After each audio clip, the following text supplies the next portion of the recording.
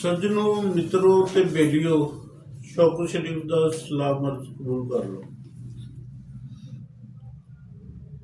General Asim Munir साहब ते पाकिस्तान के वज़ीर आज़म शहबाज शरीफ साहब अंत तक मेहनत कर रहे हैं ईरान अमेरिका इसराइल की जंग नूं रुकवाउण वास्ते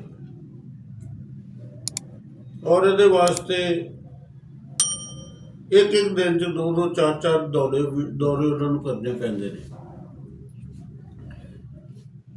मैं पहले गल कर लवां मुल्की हालात के उत्ते।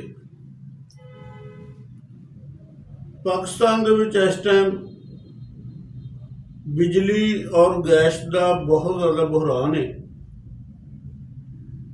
ते पाकिस्तान की पूरी आवाम बहुत परेशान है। लोगों के कारोबार ठप हो चुके हैं, कारोबार ना होने के बराबर ने, परेशानियां ने, बच्चों दी फीसां ते घर के अखराजात आवाम की पहुंच तो बाहर होते जा रहे हैं। ठीक है, जंग की वजह दे नाल, ईरान अमेरिका की जंग की वजह दे नाल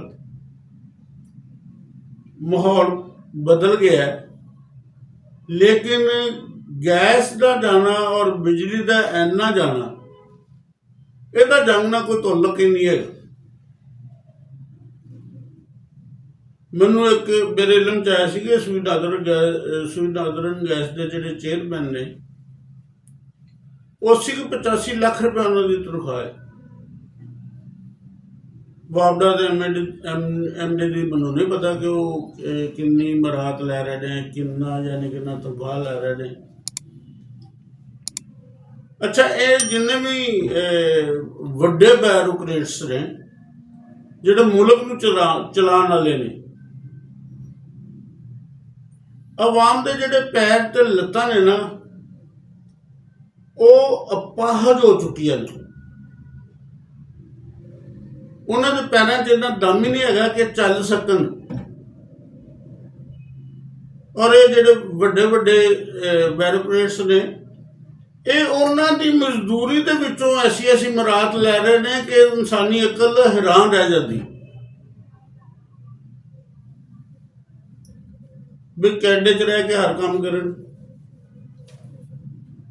मैं जनरल आसिम मुनीर और वज़ीर आज़म शहबाज शरीफ वास्ते अर्ज कर रहे हैं, दरख्वास्त दे रहे हैं, उन्होंने मिन्नत कर रहे हैं और उन्होंने खराज तहसीन भी पेश कर रहे हैं कि जिद्दी कोशिश हो इस टाइम ईरान और अमेरिका की जंग नूं रुकवाउण वास्ते कर रहे हैं, जिद्दी भाग दौड़ इस काम लई कर रहे हैं, ओहदा सिर्फ 10% पाकिस्तान के अदारियां नूं नकेल पाउण ते भी ला देण। इन्हां लोगों नूं तनख्वाहां और मराहत देण दी बजाय नाकस तरीन कारकर्दगी उत्ते सजावां देतियां जाण। तुसीं देखो मुल्की हालात ठीक ही नहीं हुंदे, इन्हां नूं पुछण दस्सण वाला ही कोई नहीं कि 78 साल पाकिस्तान नूं आज़ाद हो गए ने, हजे तक इन्होंने डिपार्टमेंट एक सिमत नहीं जा सके।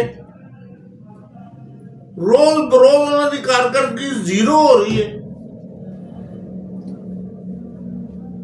अवाम जिन्ना दलदल च फसदे जा रहे हैं, इन्हां दी मराहतां नूं उन्ने ही चार चंद लग रहे हैं, तो कारकर्दगी इन्हां दी की है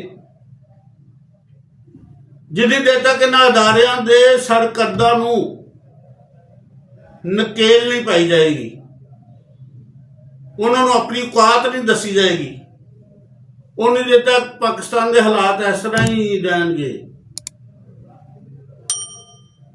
नाज़रीन, गौर करना इस चीज़ के उत्ते। अल्लाह तुहाडे ते अपनी रहमत बरसाण। शौकत शरीफ का सलाम कबूल कर लो।